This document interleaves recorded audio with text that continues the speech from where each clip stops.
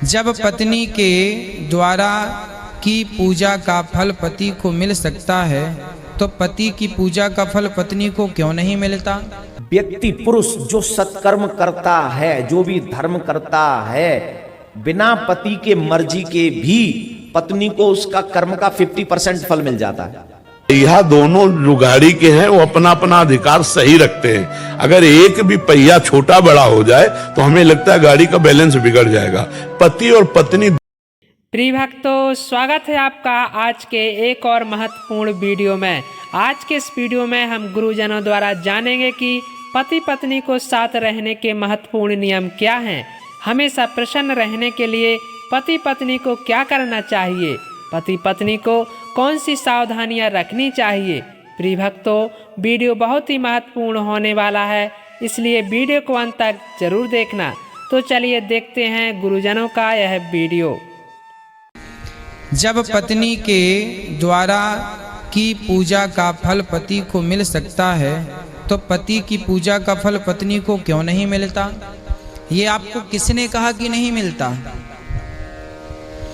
पति के द्वारा किया गया पुण्य, पति के द्वारा किया गया दान, उसका फल बिना कुछ किए अपने आप आधा पत्नी को मिल जाता है।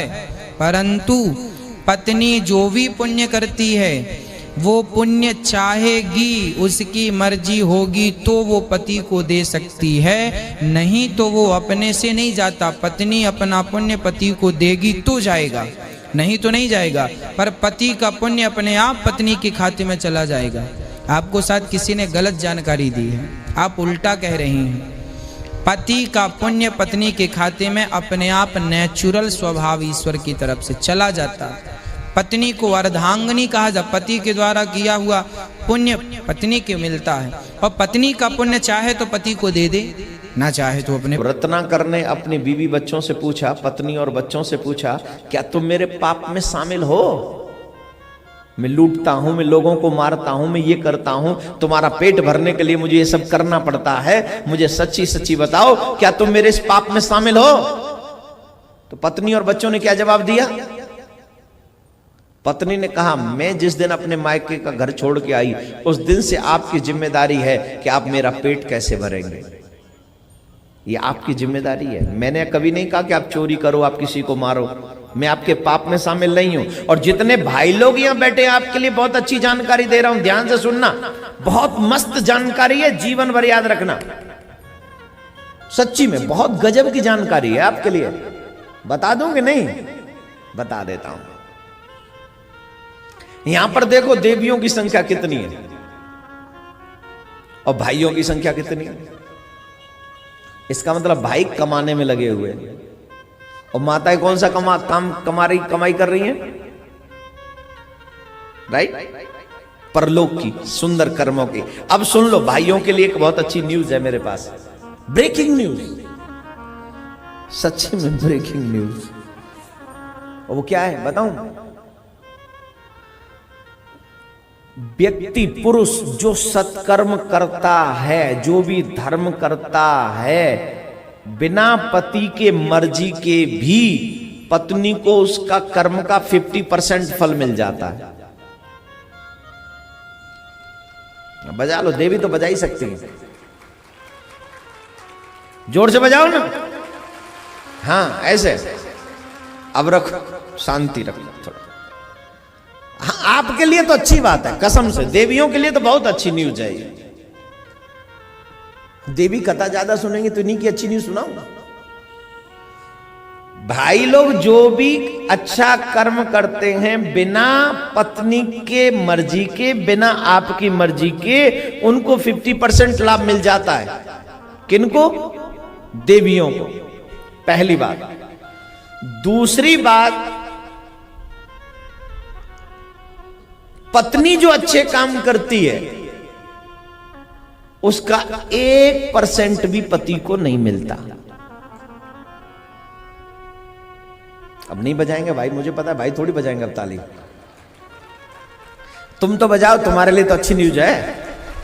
माताओं, तुम्हारे लिए बहुत अच्छी न्यूज है ये। हमारे साथ मैं नहीं कह रहा हूं, ऐसा नहीं है कि मैं कह रहा हूं तो ये झूठ हो जाएगा। ये हमारे शास्त्र कहते हैं। ये संविधान है, जैसे भारत का संविधान है वैसे भगवान का संविधान है। भाई लोग सत्कर्म करें, अच्छे कर्म करें, पुण्य का कर्म करें, उसका 50% माताओं को लगता है, और माताएं कुछ भी करें मतलब पुण्य के काम, तो उसका 1% भी पति को नहीं लगता जब तक वो संकल्प न कर दें। एक और अच्छी बात, उससे भी सबसे बड़ी बात, क्यों साहब डर लग गया क्या? डर गए क्या? अच्छा राधे राधे बोलना पड़ेगा, लग जाता है ना डर, पाप के नाम पे अच्छे अच्छे डर जाते हैं साहब। नहीं उनको कोई और काम सुनो। इन सबसे ऊपर की एक और बात, पत्नी जो भी पाप करती है उसका 50% पति को लग जाता है। पत्नी जो भी पाप करती है उसका 50% पति को लगता है। ये पक्की बात है, मतलब ये कोई मेरी बनावटी बात नहीं है, ये हमारे शास्त्र कहते हैं।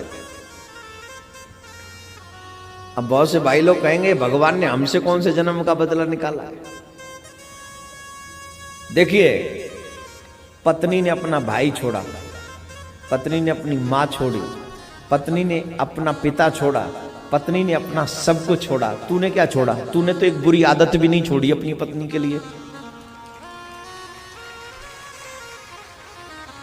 जो त्याग करे मैं तुझका, जो त्याग करना जानते हैं रहस्य उसका, वो पत्नी है, तू पति है, और पति की जिम्मेदारी है अपने परिवार का पालन पोषण करना, लेकिन ये भी जिम्मेदारी है कि गलत पालन पोषण न करे, गलत कर्म से, अच्छे कर्म से। और एक बात, पहले लोग अपनी जान दे देते थे ये कहकर कि मैं अपने बच्चों को 2 नंबर की कमाई की रोटी नहीं खिलाऊंगा, और आजकल तो 2 नंबर की कमाई करने में अपना गौरव समझते। तो बच्चे कैसे बनेंगे? आप ये मत देखो कि आप कितना कमा रहे हो, आप ये देखो कि आपकी कमाई का प्रभाव आपके बच्चों पे क्या पड़ेगा।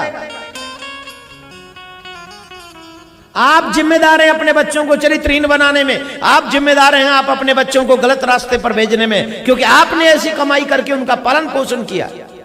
बच्चों का कसूर नहीं है। इसलिए रत्नाकर की पत्नी ने कह दिया, महाराज हम आपके पाप में साथ नहीं है। बच्चों से पूछा, गोद में लिया, बेटा मैं जो है पाप करता हूं तुम मेरे साथ में हो? बोले बिल्कुल भी नहीं, हम छोटे हैं, जब तक हम बड़े न हो जाएं तब तक हमारा पेट भरने की जिम्मेदारी पिता की है, आपकी है, और आप क्या करके कमाते हो हमें नहीं पता, आप जो कर रहे हो करो, जब हम बड़े हो जाएंगे तो हम आपकी सेवा करेंगे, लेकिन हम आपके पाप में साथ बिल्कुल भी नहीं है। रो पड़ा रत्नाकर, आंसुओं की धार बहने के लिए। सोचता है रत्नाकर, जिनके लिए मैंने इतने पाप किए वो 1 सेकंड में कहते हैं कि हम आपके पाप में साथ नहीं। हे मेरे भाई बहन, आप सबसे एक ही निवेदन करूंगा, दुनिया में हर चीज बार बार मिल जाएगी, लेकिन मानव जीवन बार बार नहीं मिलेगा। अगर मानव जीवन मिल जाए तो इसका इतना सदुपयोग करिए, इतना सदुपयोग करिए कि आने वाले लोग सिर्फ आपका नाम ले लेकर कहें कि जैसे उसने जिंदगी जी है वैसे तुम्हें जिंदगी। मैं जब अकेले कोई धार्मिक कार्य या यात्रा करता हूँ ड्यूटी के दौरान, तो क्या उसमें मुझे ये कहना क्या चाह रहे हैं कि इनकी पत्नी कहती है कि मुझे साथ नहीं लेके जाओगे तो तुम्हें फल नहीं मिलेगा, ऐसा? नहीं, पत्नी को तो फल मिलेगा ही, और आपको भी फल। किसका है? हाँ, तो उसको तो फल मिलेगा, वो जाए या ना जाए। अगर वो साथ लिवा जाते हो तो बहुत बढ़िया बात है। अगर आपको छुट्टी मिले हो, आप किसी तीर्थ यात्रा या कहीं जाए, तो हम प्रार्थना करते हैं आप उसको जरूर ले जाइए। फलवल की बात के लिए नहीं, वो आपकी अर्धांगिनी है, वैसे ही आपसे दूर रहती है। तो कम से कम जब कभी ऐसा अवसर मिले, अगर उसे साथ आप दर्शन के लिए ले जाएंगे, उसको सुख मिलेगा, उसको आपके सानिध्य का सुख मिलेगा। और फल की बात तो जो आप करेंगे, आपने पाणी ग्रहण लिया है, वो अर्धांगिनी आधे फल का अधिकारी अपने आप है। वो अगर जाए रुचि तो अच्छी बात, और ना भी जाए तो उसे आधा फल मिलेगा। देखो, पहिया दोनों जो गाड़ी के हैं वो अपना अपना अधिकार सही रखते हैं। अगर एक भी पहिया छोटा बड़ा हो जाए तो हमें लगता है गाड़ी का बैलेंस बिगड़ जाएगा। पति और पत्नी दोनों का योग गृहस्थी चलाने में बहुत जोर का है। कभी कभी ऐसा होता है कि पति की स्वाभाविक प्रवृत्तियां सांसारिक होती है, पत्नी भक्तिमान होती है, तो उसके प्रभाव से पति सुधर जाता है। कभी कभी ऐसा होता है पत्नी की प्रवृत्तियां सांसारिक होती है, पति भक्त होता है, तो उसके स्वभाव से सुधर जाता है। दोनों एक दूसरे के पूरक हैं। ऐसा कभी नहीं पाया गया कि एक ही दूसरे की पूरक हुई, दूसरा एक की पूरक नहीं हुआ, ऐसा नहीं है। दोनों एक दूसरे के पूरक है, क्योंकि सृष्टि में जब आप देखेंगे तो बहुत से ऐसे लोग मिलेंगे जिनकी पत्नी का स्वभाव पति के स्वभाव से बदला है। कई ऐसी पत्नियां हैं जो अपने बिगड़ेल पतियों के व्यसन आदि छुड़वाकर उनको भक्ति मार्ग में बढ़ाया। तो हमें लगता है दोनों पूरक हैं, दोनों एक दूसरे के पूरक है। कहीं एक से दूसरा पूरक है तो कहीं दूसरे से एक पूरक है, दोनों एक दूसरे के पूरक है। और हम भगवान से ही प्रार्थना करते हैं कि दोनों सद्बुद्धिवान बने, तभी गृहस्थी बहुत सुंदर चलेगी। अगर दोनों का अलग अलग मार्ग, अपनी अपनी रुचि और अपनी अपनी वासना के खेल रहे, जो आज शुरुआत हो रही है, वो बहुत हानिकारक है, गृहस्थी के लिए बहुत हानिकारक है। अब पति अपनी पसंद और पत्नी अपनी पसंद, वो गृहस्थी किस काम की? दोनों की धीरे धीरे पसंद मिले, दोनों एक प्राण, एक स्वभाव, एक मन वाले बने, तो गृहस्थी धर्मयुक्त होकर भगवान जैसे गृहस्थों में प्रकट हुए, भक्त जैसे बड़े बड़े परमहंस गृहस्थों में प्रकट हुए। वो गृहस्थी धन्य है जिनके यहाँ भगवत भक्ति हो रही है, जिनके यहाँ महाभागवत संतजन पधारते हैं, चाहे पुत्र रूप में या अतिथि रूप में, जीवन धन्य है उनका। और वो गृहस्थी क्या कि घर गए और कलह अशांति शुरू। मेरा निवेदन यह है कि जो इस शरीर की धर्म पत्नी है वो मेरा कहना बिल्कुल नहीं मानती। यदि मैं आपका मन ही आपका कहना नहीं मानता तो दूसरे की बात क्या?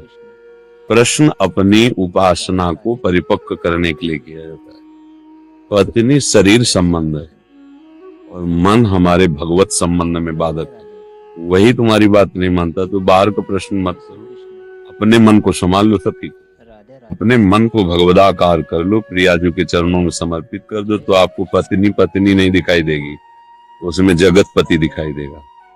हमारी वासना की पूर्ति के लिए मेरा प्रभु मेरी पत्नी रूप लेके आए, समस्या का समाधान। तुकाराम जी महाराज, विठल विठल विठल केशव विठल विठल विठलाम, वो पानी भर के कटु वचन बोले, पूरा मटका पानी के ऊपर फेंक दिया। हो गए भाग्यवान, हमने तो सुना था जो गरजते बरसते ले, तो गरजी भी और बरसी। विठल विठल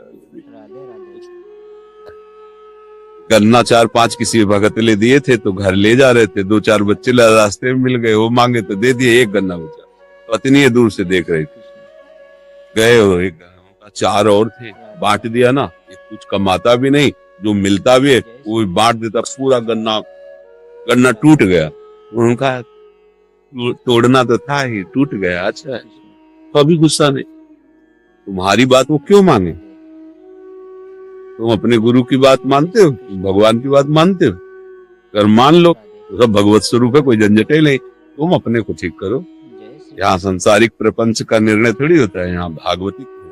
और अगर ये सोचो कि पत्नी तुम्हारे अनुकूल चले, तुम्हारे अधीन चले, ऐसा क्यों चले? तुम्हारी नौकर थोड़ी है। जैसे पुरुष शरीर में तुम उसके पति हो, ऐसे स्त्री शरीर की वही जीवात्मा भगवान वो अर्धांगिनी, उसकी भी कुछ मनोवृत्तियां, तुम्हारी भी मनोवृत्तियां। तुम अपनी मनोवृत्तियों को झुकाओ क्योंकि तुम सत्संगी हो। भगवत मार्ग के पति को झुकाकर उसे प्रेम में अधीन करो, शासन करने का अधिकार थोड़ी। जैसे लोग समझते हैं ना कि पत्नी एक साधारण चीज नहीं, जो जीवात्मा तुम हो वही जीवात्मा वो है। वो स्त्री शरीर में, तुम पुरुष शरीर में, और दोनों एक मित्र बन करके भगवत सलाह लेकर चलो मार्ग में। तुम्हारे भाग्य के कर्माधीन होकर वो पत्नी बनी, आके ना निर्वाह करो। भक्त होना इसलिए कह रहे, लड़ो मत, मारो पीटो मत। अच्छी बात बता दी, नहीं मान रही तो जैसे हमारे शरीर में रोग है हम सह रहे ना, ऐसे उसको ये मानकर उल्टा सहने के लिए भगवान ने मुझे दिया। तुम्हारा भजन बनेगा, तुम्हारा भाव बन।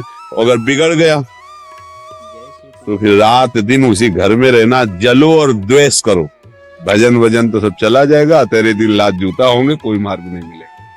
ये बहुत गंदी बात है जो स्त्रियों को कोई नीचा समझता हो। हाँ तो प्रिय भक्तों, आपने देखा कि गुरुजनों ने पति पत्नी को हमेशा प्रसन्न रहने के लिए महत्वपूर्ण जानकारी दी है। प्रिय भक्तों, आपको यह वीडियो कैसा लगा कमेंट बॉक्स में अपनी राय जरूर देना, और वीडियो पसंद आया हो तो कृपया वीडियो को लाइक एवं चैनल को सब्सक्राइब जरूर कर लेना। चलिए चलते हैं, अगले वीडियो में फिर मिलेंगे। तब तक के लिए जय श्री सीताराम, जय श्री राधे कृष्णा।